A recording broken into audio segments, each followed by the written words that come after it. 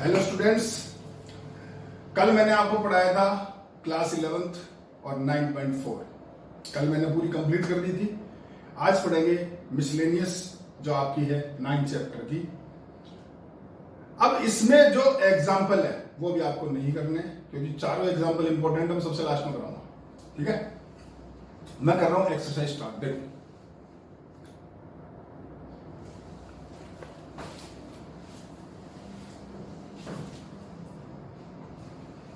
पढ़िए जी पहला सवाल। Show that sum of m plus nth and m minus nth term is of an AP is equal to twice of m term. बड़ा आसान सा question है, पर मैं चाहता हूं ये क्वेश्चन आप खुद करो, क्योंकि मुझे पता है इसमें बच्चा गलती क्या करता है, मैं जानता हूं। तो मैं चाहता हूं ये क्वेश्चन आप खुद करो।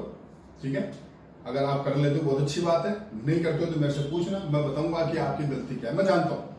ठीक है, बड़ा आसान क्वेश्चन है, सब दम नहीं क्वेश्चन है। Second question, if the sum of the three numbers in AP is 24 and their product is 440, find the numbers. ये भी आपको क्वेश्चन बड़ा इजी है। तीन नंबर आपको एपी में ऐड करने हैं, तो तीन नंबर एपी में मैं आपको सिखा चुका हूं। क्या लोगे तीन नंबर?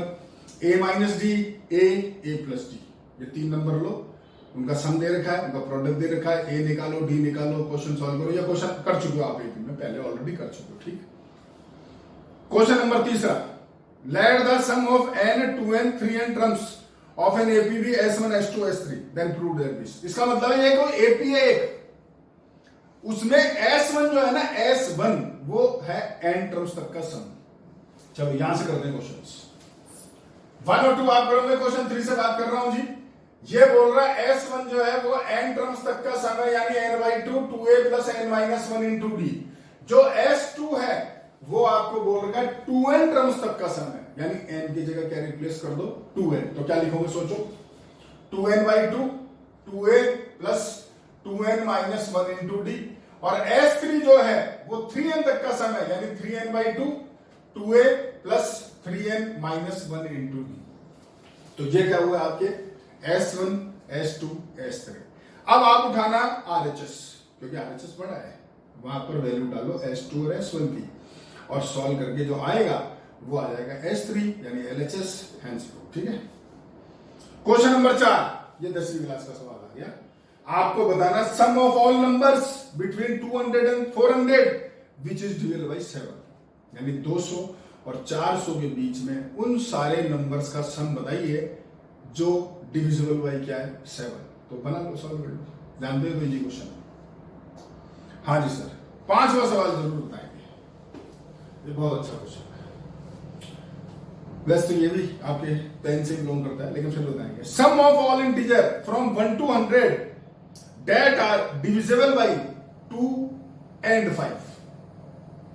अब बच्चे बोलेंगे सर गलत बोल रहे हो आप, या तो 2 और 5 लिख रहा है, बिल्कुल बोल लिख रहा है, पर मैं बोल रहा हूं 2 and 5, क्योंकि पहले जब 2 and 5 का क्वेश्चन करोगे ना, तब जाकर के 2 और 5 का समझ में आएगा।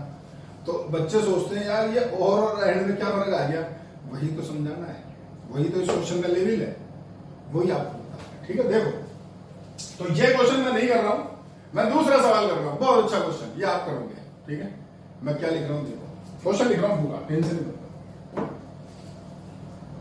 आपके पास सवाल है, find the sum of all numbers between,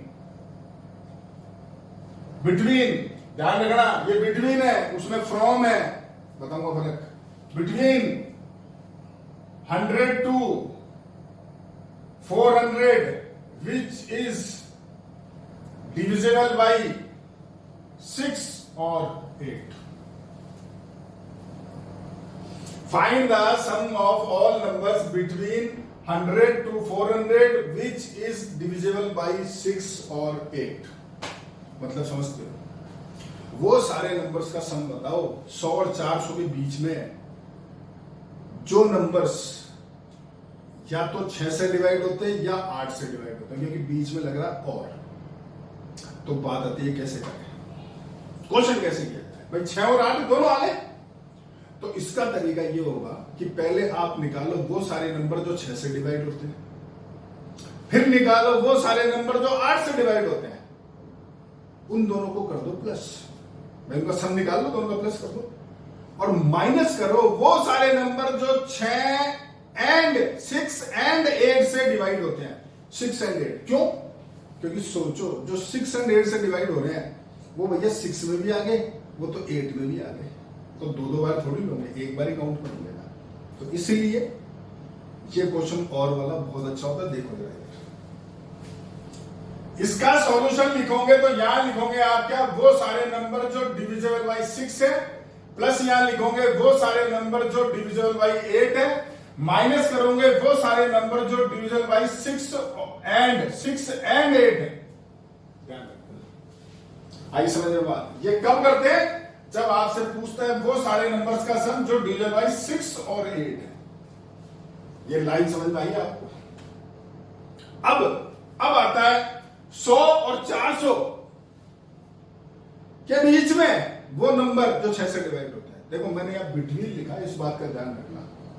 दो चीजें आती है इसमें, या तो बिटवीन या फ्रॉम। अब उस पर आ रहा हूं क्योंकि आपकी बुक में सवाल फ्रॉम है, जो अगर बिटवीन कर देता तो कहानी बदल जाती, इसलिए दोनों चीज समझानी पड़ती है। तो सुनो, बिटवीन का मतलब समझते ही हो, इनके बीच के नंबर, ये दोनों नहीं, समझ गए?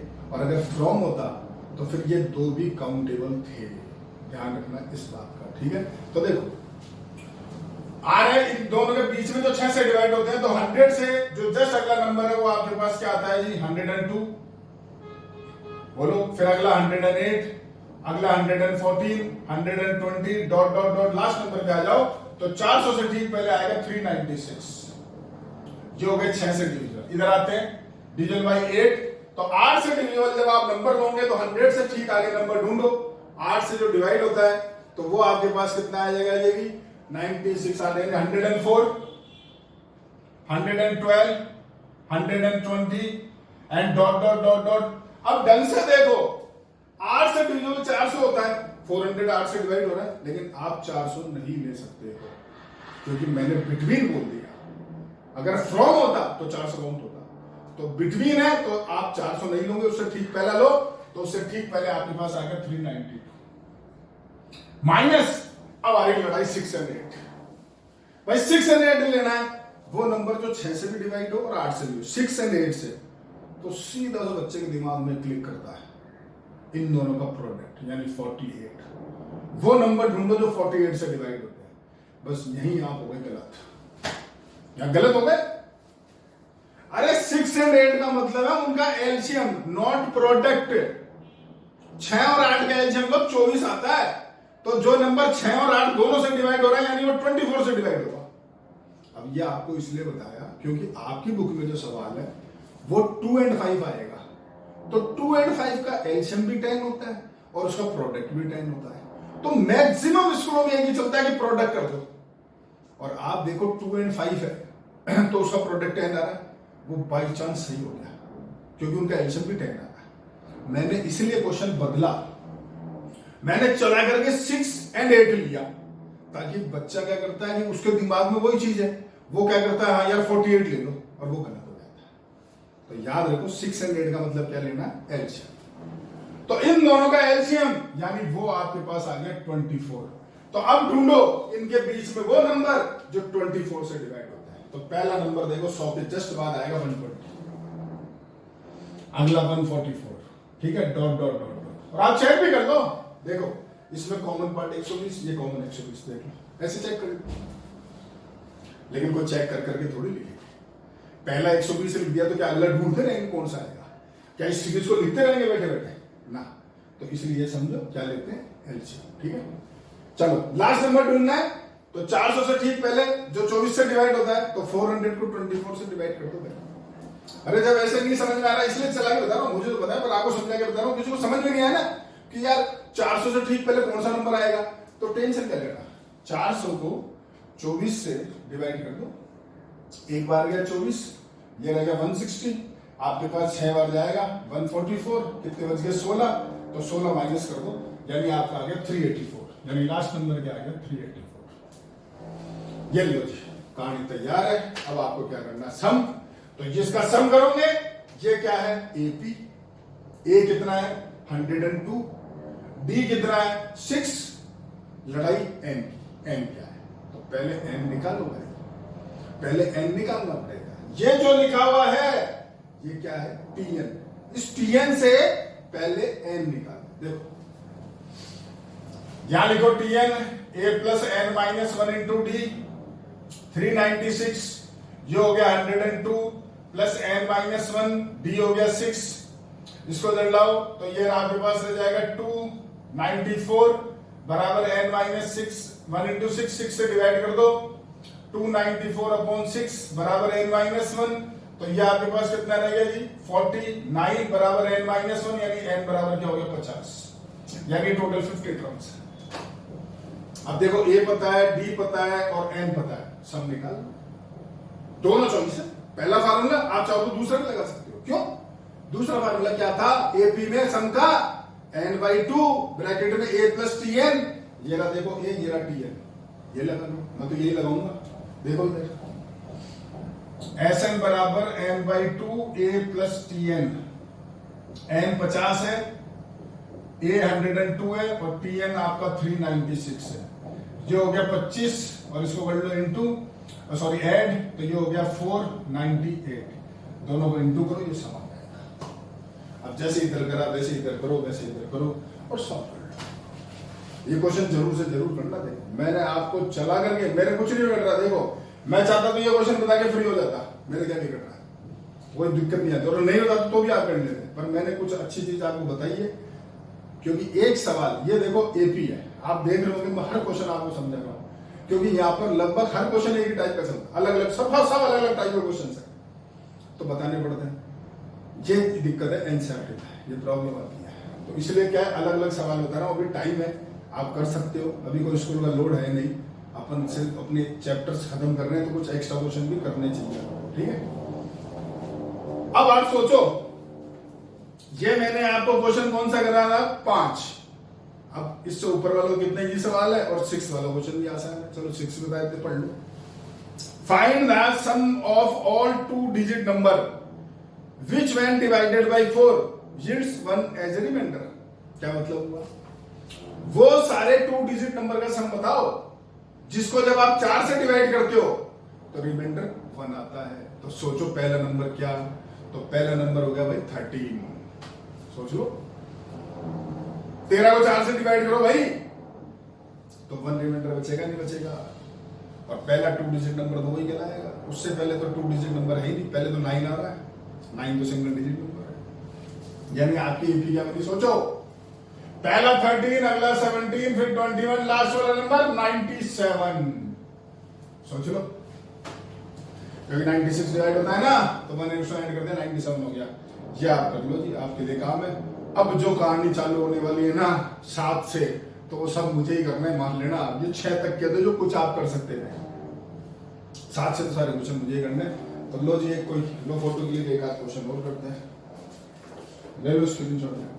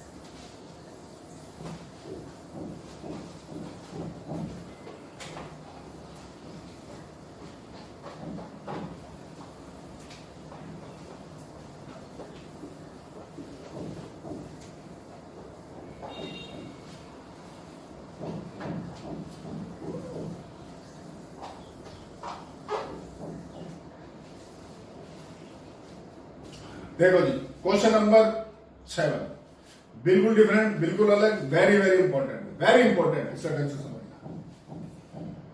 क्वेश्चन नंबर 7 दे रखा है जी आपको। आपको एक तो लिखा हुआ है एफ एक्स प्लस वाई बराबर आपका f x into f y, और F1 जो दे रखा है वो है 3, और summation x equal to 1 to n fx जो है वो दे रखा है आपको 120, फाइंड करना है n। पहले तो क्वेश्चन समझाना पड़ेगा, जब जाके सॉल्यूशन समझ में आएगा आपको। पहले सवाल समझो। देखो ये एक फंक्शन होता है, फंक्शन। अब फंक्शन देख के घबराओ मत, क्योंकि फंक्शन आपने पढ़ा ही नहीं अभी तक। पर एक छोटी सी बात करता हूं, पॉलिनोमियल तो पढ़ा है ना, 10th में पढ़ा है और 9th में पढ़ा है, वो तो जानते ही। आज ये F13 है। आपने एक पॉलिनोमियल पढ़ा होगा 9th क्लास में, px बराबर कुछ भी ले लो, जैसे px बराबर 2x है, एग्जाम्पल px बराबर 2x है। अगर x के 1 डालते थे तो उधर भी x के 1 डालते थे, 2 डालते थे इधर तो उधर भी 2 डालते थे, समझते ही हो। बस वैसे ही वो पॉलिनोमियल था, ये f लिख दिया तो उसको फंक्शन बोलते हैं, फंक्शन। ये आपसे डिटेल में अपन बात करेंगे जब आपको पहला चैप्टर पढ़ाएंगे सेट्स और दूसरा रिलेशन एंड फंक्शन, तब बात करेंगे।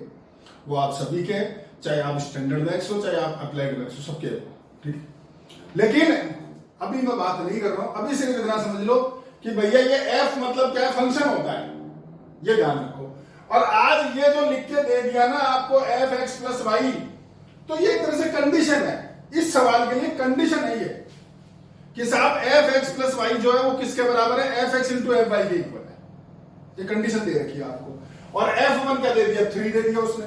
और ये तो जानते ही हो, ये समीशन तो तीसरी बार आ रहा है आपके सामने, सबको मालूम है क्या मतलब। x की जगह 1 डालो, 2 डालो, 3 डालो, लास्ट में n डालो, और समीशन मतलब सबका सम, और बराबर क्या है 120। ये तो आप सब जानते हो, ठीक है।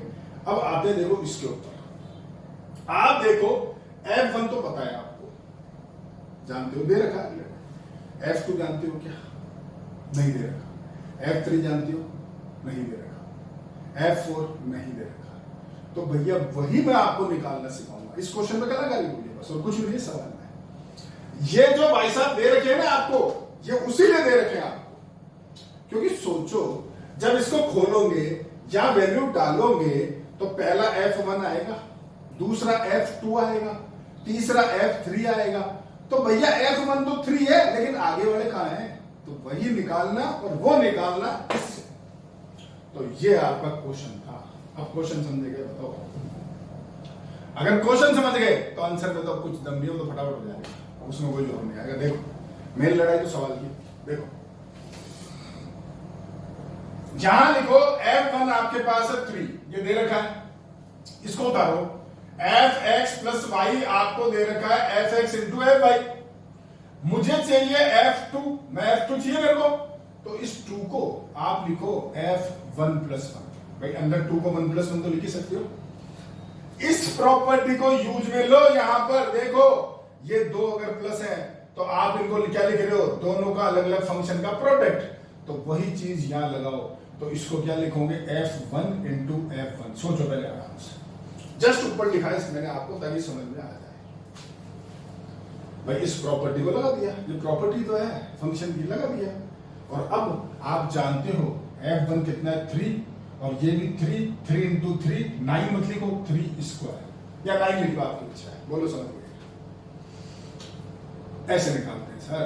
अब आगे वाले सारे निकाल दो आप। जैसे अगला f3, तो उसको लिखो 2 प्लस 1 या 1 प्लस 2 लिख लो, आपकी इच्छा है। तो ये क्या आएगा, सोचो इस प्रॉपर्टी से, f2 इंटू f1, और f2 आपको मालूम है 3 स्क्वायर, और f1 आपको मालूम है 3, यानी इंटू हुआ तो 3 का क्यूब। वो तो समझे। अब आगे निकालने की जरूरत नहीं है, एंड सो ऑन लिख दो। कैसे, सोचो, f1 3 है, f2 3 स्क्वायर है, f3 3 क्यूब है, f4 3 की पावर 4 हो गया, f5 3 की पावर 5 हो गया, और fn 3 की पावर n हो गया। समझ गए? तो ऐसे लिख दो, so on f4 equals to 3 की पावर 4, और fn जो है वो 3 की पावर n। अब सवाल में कोई दम नहीं है, सीधा जान जाओ जो आपको दे रखा है। आपको दे रखा है समीशन fx बराबर 120 where x equal to 1 to n। लगाओ प्रॉपर्टी, पहले डालो 1, फिर डाला 2, फिर डाला 3, लास्ट में डाला n, और समीशन मतलब सबका सम, बोलो बराबर 120।